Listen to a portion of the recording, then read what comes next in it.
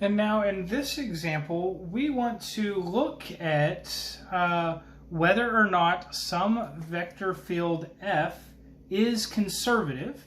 And if it is, we want to find the scalar function f such that the gradient of this scalar function f is our vector field f.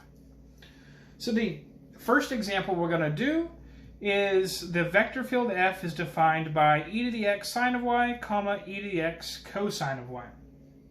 So a reminder from our previous video, we know that if f is a vector field on an open simply connected region whose component functions are p and q, if those have continuous first order partial derivatives, then f is conservative if and only if the partial of q with respect to x is equal to the partial of p with respect to y. So let's see if this vector field is conservative, and we do that by just calculating these two things. What is the partial of q with respect to x? Well, q is e to the x cosine of y. So the derivative of that with respect to x is just e to the x cosine of y, because y is a constant, so cosine of y is a constant. And so we get a constant times e to the x, and the derivative of e to the x is just e to the x. All right, well, what is the partial of p with respect to y? Well, p is e to the x sine of y. Partial of that with respect to y, well, e to the x is constant, then the derivative of sine of y is cosine of y. So this is e to the x cosine of y. Awesome. Now what does that mean? That means our vector field f is conservative.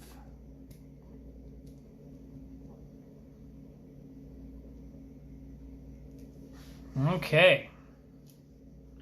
Now, again, this is actually only true if we are on an open, simply connected domain. But it turns out that will happen most of the time, if not all of the time, in this class. And so for right now, just go ahead and assume that that is happening. We'll come back at a later point and talk about when that might not happen. But for now, that part will happen. We'll be on an open, simply connected domain. All right? So really all we have to check is that the partial of q with respect to x is equal to the partial of p with respect to y. Okay. Now, this wasn't the end to this first part, or this first problem, though, because we want to actually find that scalar function f. Why do we want to do that? Reminder, plugging into the scalar function f is how we actually solve the line integrals when we have the fundamental theorem for line integrals, when we use that fundamental theorem for line integrals. Okay? So, we need that scalar function f. Now, how do we do that? Well, notice, or recall, really, that f, this capital F here, is the gradient of f. Okay, so we have, what is that? Well, that is the partial of f with respect to x, comma, the partial of f with respect to y. That's what the gradient of f is. Okay? But we also said f was f was the vector p comma q here. So what this tells us is that the partial of f with respect to x is p, and the partial of f with respect to y is q, which we have, right? P is e to the x sine of y, q is e to the x cosine of y. So to find f, we can integrate p with respect to x. So let's integrate e to the x sine of y with respect to x. And we also want to integrate q with respect to y. So the integral of e to the x cosine of y dy. And we want to do those two integrals and then match them up. Okay? So let's do this. What is e to the x sine of y? Was the integral of that with respect to x? Well, y is constant. We integrate with respect to x. So this is e to the x sine of y.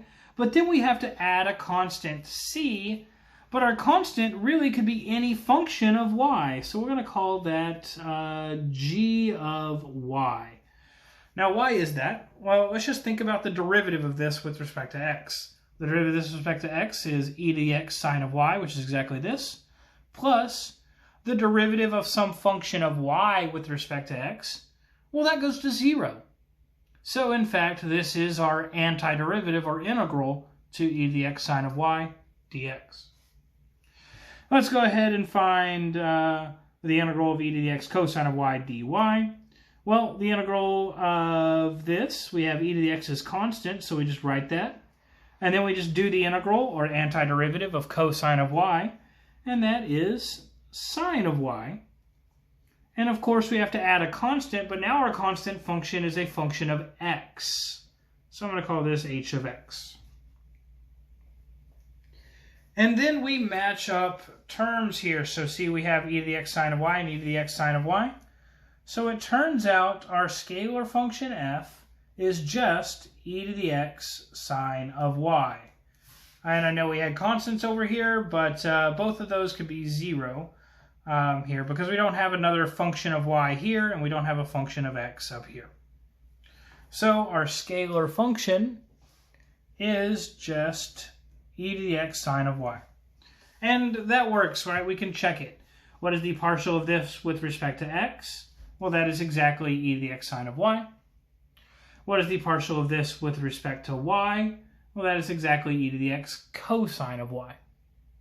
So, in fact, f is the gradient of this scalar function f. So we successfully found f. I want to do one more example like this in this video. And then that will be it for this section. So here, let's suppose our vector field f is equal to 3x squared minus 2y squared, comma, 4xy plus 3. First thing we want to do is determine if this is a conservative vector field. And it is a conservative vector field when partial of q with respect to x is equal to partial of p with respect to y. So let's do that. All right, partial of q with respect to x. All right, recall this is p, this is q. So partial of q with respect to x is 4y. Okay, and then what is the partial of p with respect to y? Well, the derivative of 3x squared is 0, and the derivative of negative 2y squared is negative 4y. Oh, hey, we actually notice those are not equal. So, in fact, f is not conservative here. Although we are pretty close to a conservative vector field. So what if we change this up slightly? What if I wrote this as f is equal to 3x squared plus 2y squared, comma 4xy plus 3. Okay, let's do this problem now. So what is this? Well, let's see if this is a conservative vector field. So again, we do partial of q with respect to x. That is here. So we take the derivative with respect to x and we get 4y. And then I want to take the partial of p with respect to y, and we get, well, the derivative of 3x squared is 0, the derivative of 2y squared is 4y. Oh, those are equal, so this is conservative.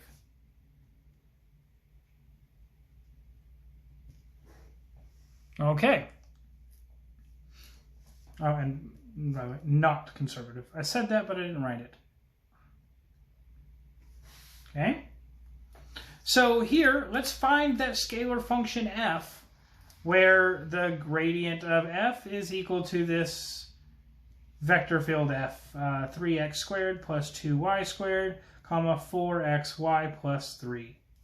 Okay, let's find that scalar function f. How do we do that? Well, again, the gradient of f is the partial of f with respect to x, comma the partial of f with respect to y. So that means 3x squared plus 2y squared is the partial of f with respect to y.